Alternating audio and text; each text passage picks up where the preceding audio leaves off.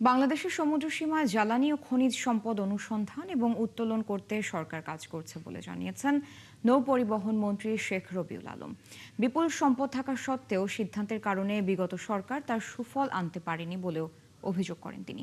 এ সময় মন্ত্রী জানান, সমুদ্রে বিপুল অর্থনৈতিক সম্ভাবনা রয়েছে, যা কাজে লাগাতে চায় সরকার। নৌবাহিনীর ব্যবস্থাপনায় বিশ্ব হাইড্রোগ্রাফি দিবস উপলক্ষে আয়োজিত অনুষ্ঠানে নৌমন্ত্রী বলেন, সমুদ্রের তলে গবেষণায় নৌবাহিনীর পাশে থাকবে সরকার। এ সময় নৌবাহিনী প্রধান অ্যাডমিরাল এম নাজমুল হাসান বলেন, সামুদ্রিক কার্যক্রম বাড়ার সঙ্গে সঙ্গে সঠিক ও দ্রুত উপকূলীয় তথ্য সংগ্রহ, বিনিময় ও বিভিন্ন প্রতিষ্ঠানের মধ্যে সমন্বয়ের প্রয়োজনীয়তা বাড়ছে।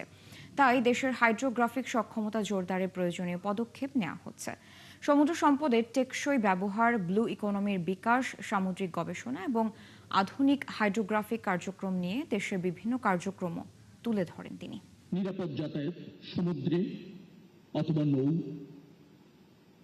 বিস্তৃত যাতায়াত, নির্বিঘ্ন যাতায়াত নিশ্চিত করতে পারে যদি উপযুক্ত হাইড্রোগ্রাফি ফাংশন করে।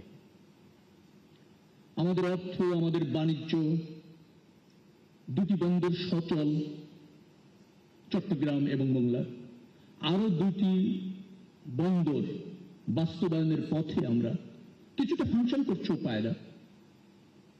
অর্থাৎ আমাদের বাণিজ্য এবং অর্থনীতিতে গুরুত্বপূর্ণ ভূমিকা রয়েছে নৌপথের এবং সমুদ্র পথের।